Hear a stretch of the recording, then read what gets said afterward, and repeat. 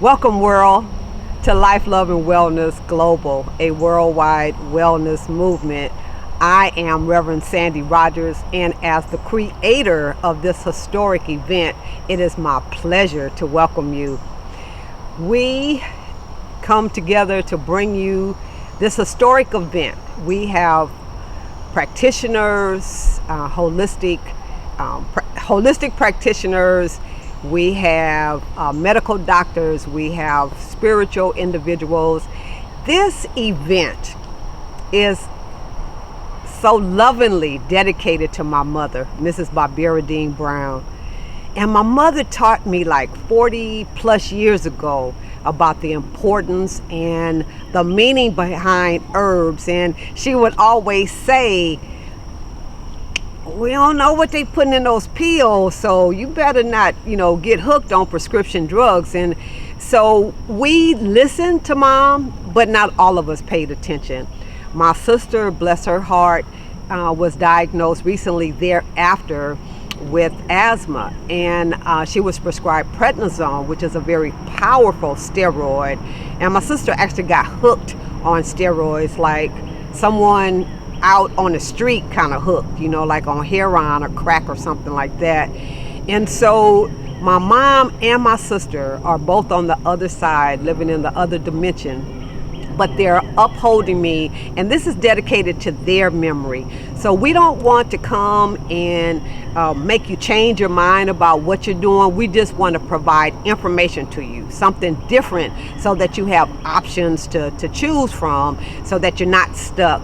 Because the environment that we now live in, the fast foods, the toxins in the air that we breathe and in the water that we drink, and the processed foods, and all of that is causing havoc on this precious body temple. So God created our bodies to heal themselves, but they can only heal themselves when they're fed and they're nourished and they're stress-free.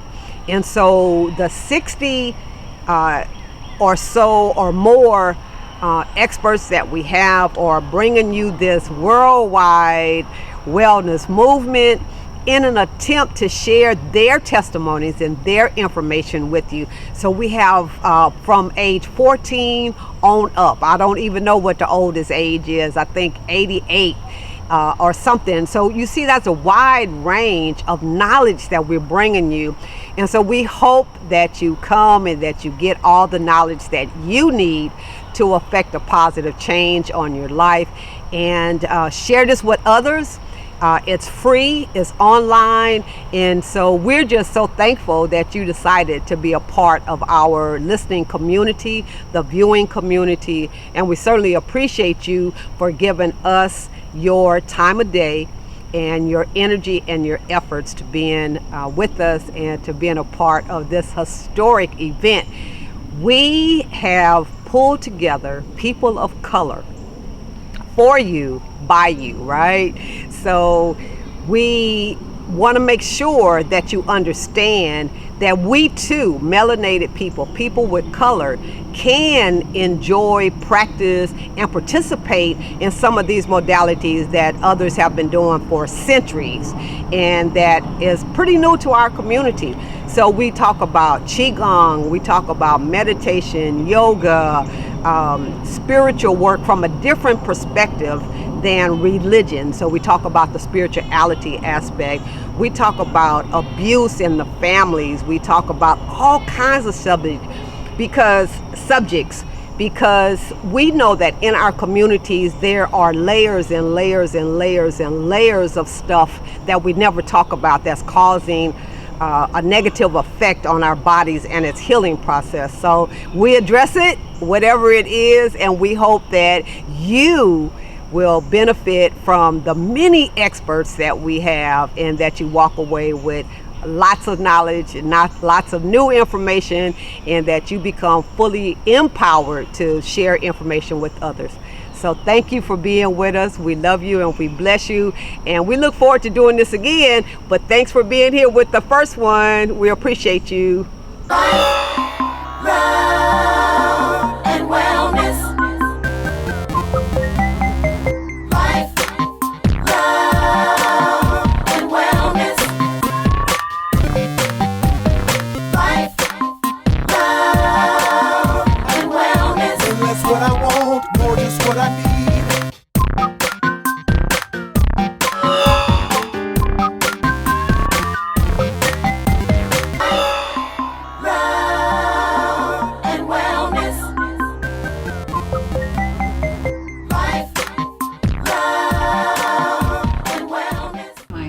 Jennie Trotter, and I'm founder and executive director of the Wholistic Stress Control Institute.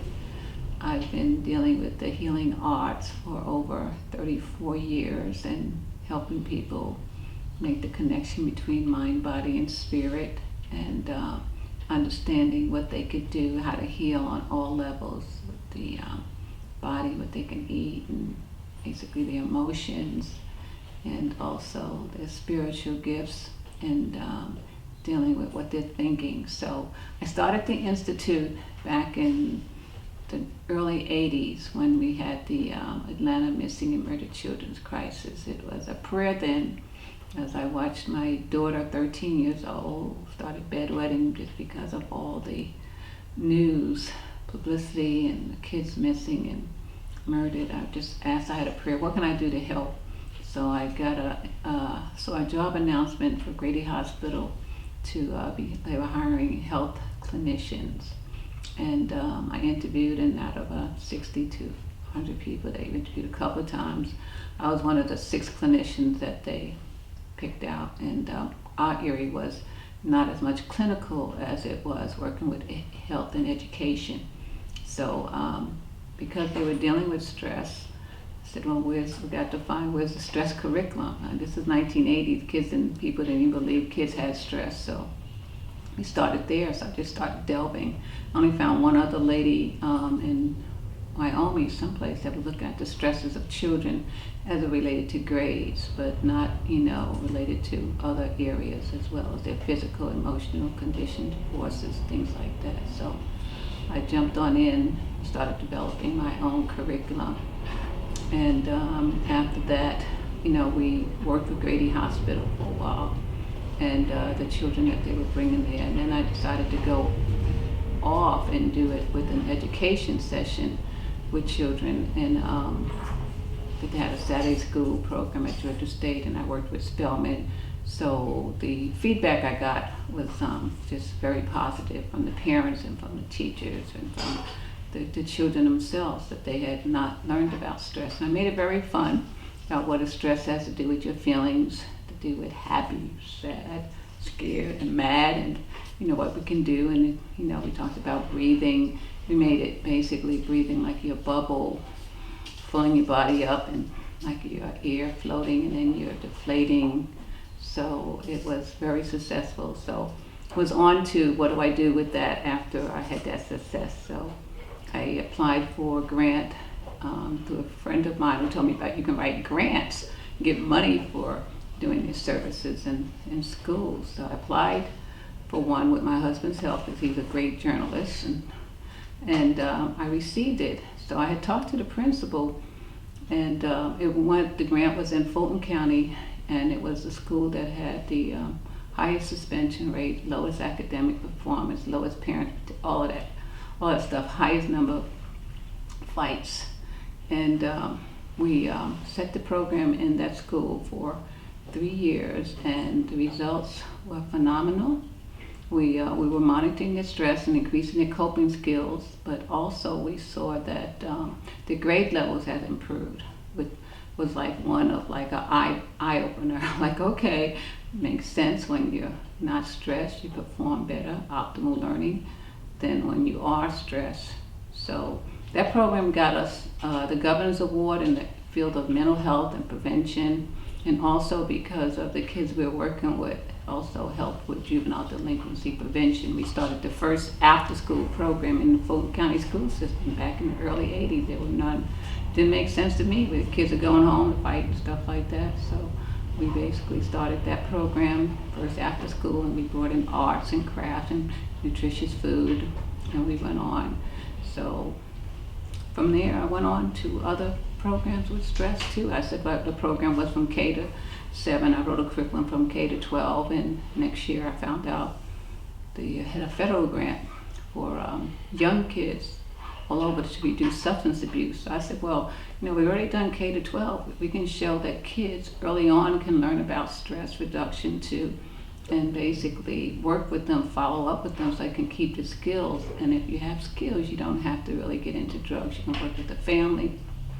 And that was the beauty of the program. We worked with the parents, we worked with the teachers, we worked with the community, we had an advisory board, and we worked with the students. And we provided training for all of those too, for the parents and teacher training too, because you can't teach anybody about stress unless you know how to deal with it yourself. So it kind of grew, and it seems like God. First of all, I have to thank all the children who were part of the crisis, because I think it was their spirit that I connected to, and basically that blessed me, because everything I wrote just kind of went through. It was like, wow, this is really a sign that when you ask the universe what you can do for help, be sincere about it, it will make things work out, and things worked out all through everything.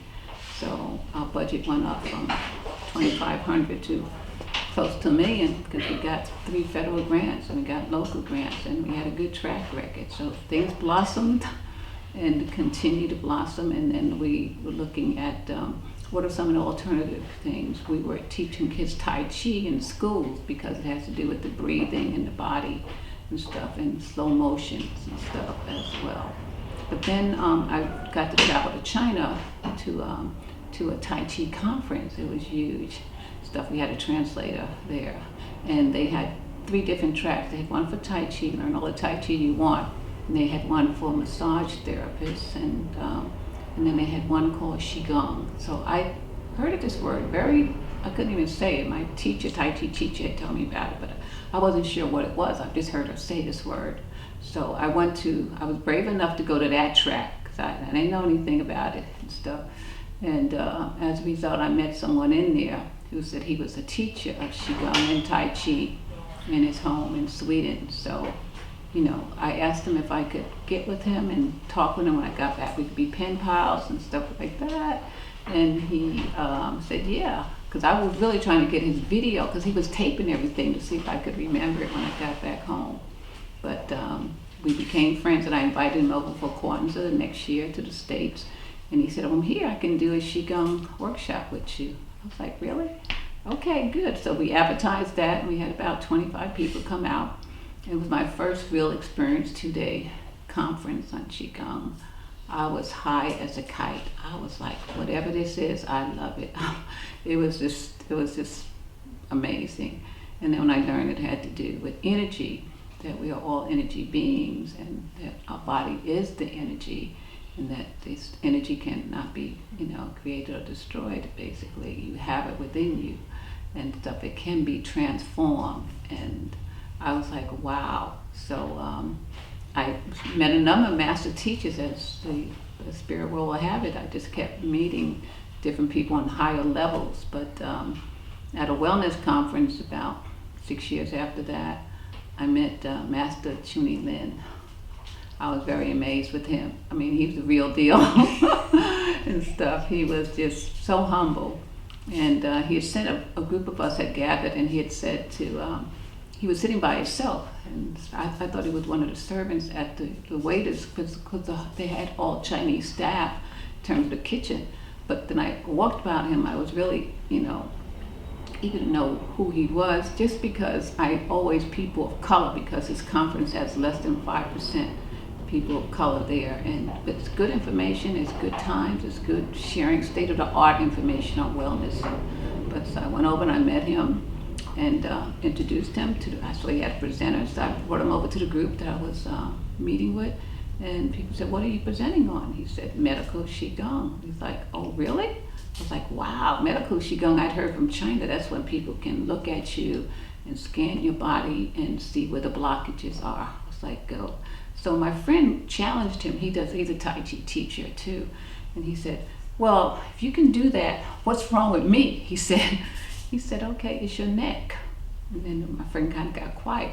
He said, you have scoliosis of the neck.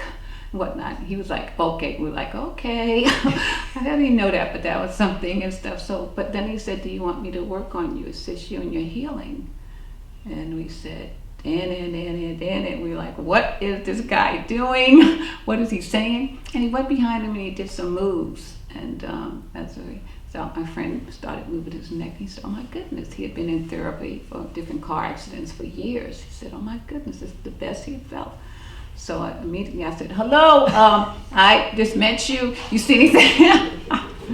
long story short, we became best of friends. He worked on my kidney. I had a bad kidney, my first kidney infection, and I never felt that it had left because I was taking so many things. Even though I was going to naturopath, I was going to some for everything. And he said my kidneys were still weak, so he worked on me when I was doing the Tai Chi. Because he asked me to see my Tai Chi movement. I said, no, I got to do it in front of a master of Tai Chi. Okay, we did that, and then he did a session, and at his session, he was showing the finger growing game. He's like, pick out whatever hand is larger and whatnot. I said, okay, hold the smaller finger, hand up. And he said, look at the hand and just talk to it and say, fingers are growing larger and larger, your fingers are growing larger and larger, your fingers are going, anyhow. He did that for 1 minute and stuff, and he said, put your hands back together and see if your hands listen to you.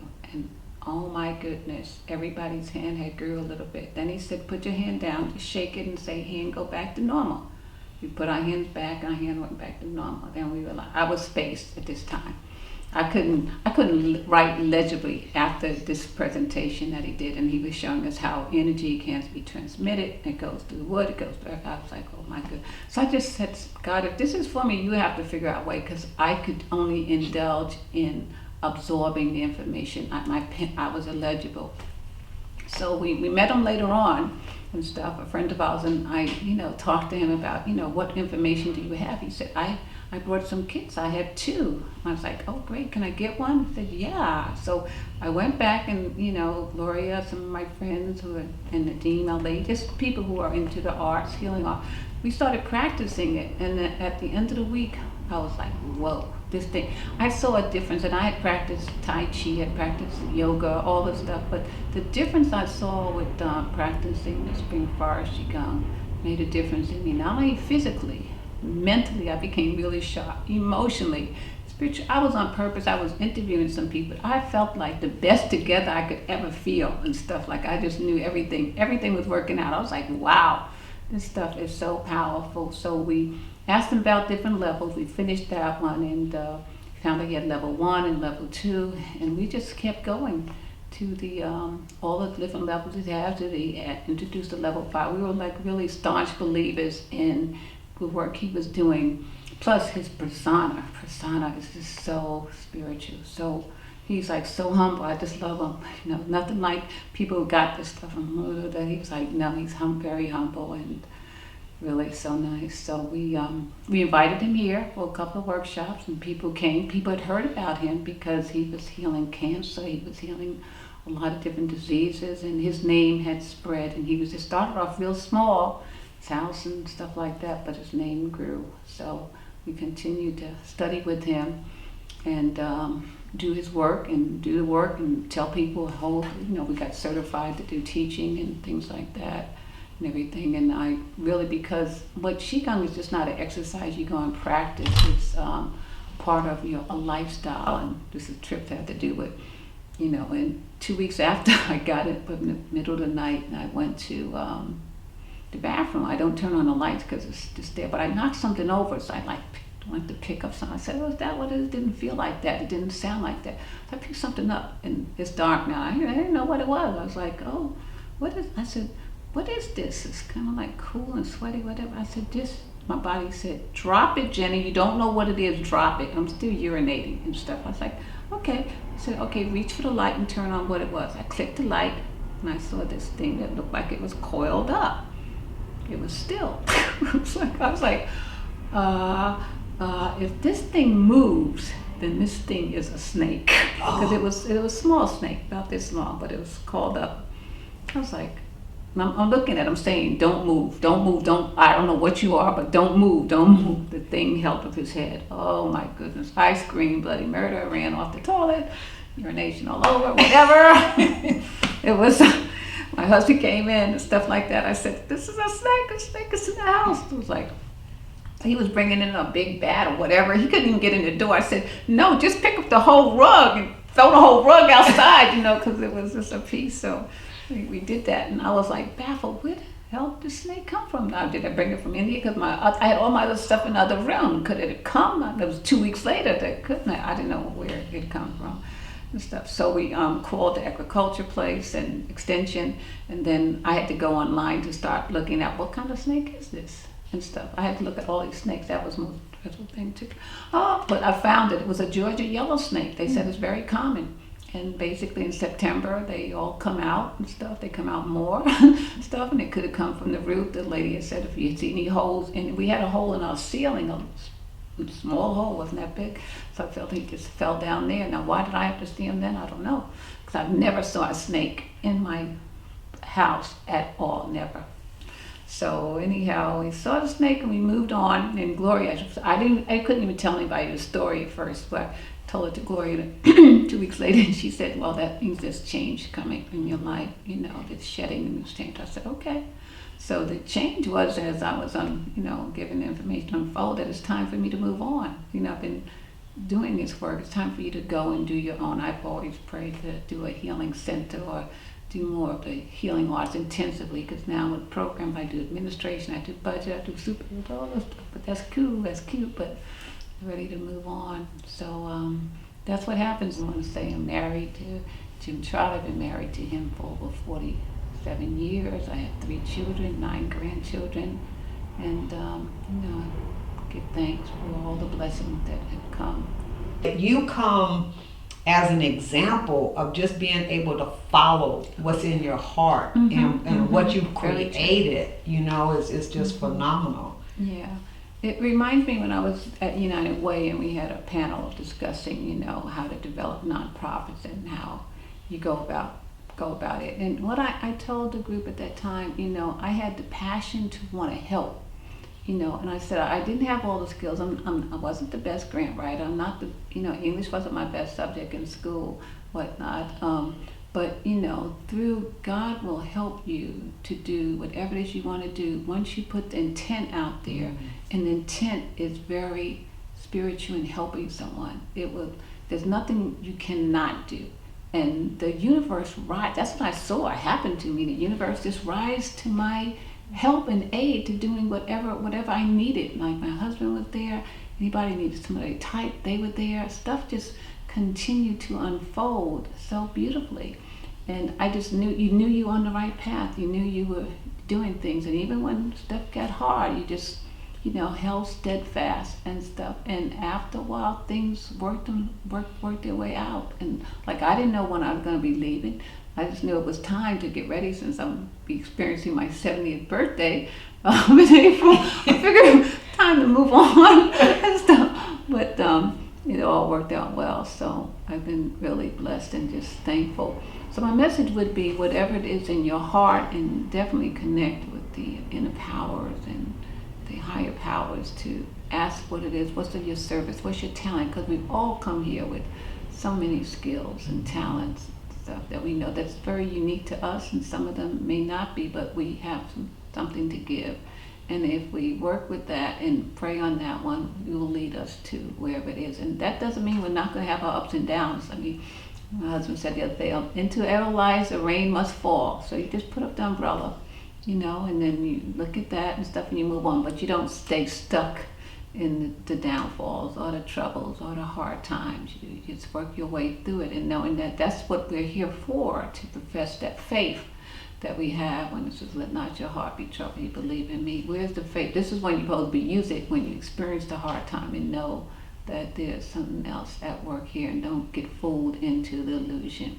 And you may have to tell yourself that at different times and stuff, and you may have to read something, you may have to sing a song, you have to be in somebody's company and stuff. That's so uplifting. So today is my mother's, I think 34th anniversary of her Ascension and stuff. So this morning I got up and I texted all of my nieces and nephew, all of her grandchildren. I put them on a group text. I said, so this is Mommy's, your grandmother's Ascension Day and stuff. Look, what do you remember about her? Oh my goodness, so many stuff came in. It's just like, I remember she put soap in somebody's mouth because they were swearing. And I remember when she did, it was so fulfilling. It just lifted up my spirit, just hearing all the kids there in New York, they're, in California, they're here, some in Georgia.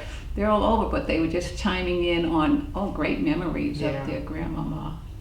Beautiful. So that's what I hope people would know, that whatever you set your heart to do, you can do. And always, ask for the divine power and acknowledge in all things. Give thanks and stuff and direct your path. Well, thank you, Mrs. Jennie Trotter, and congratulations on your move to your next assignment and on a happy 70th birthday celebration. Thank you. Wow, this is great. Yeah, good.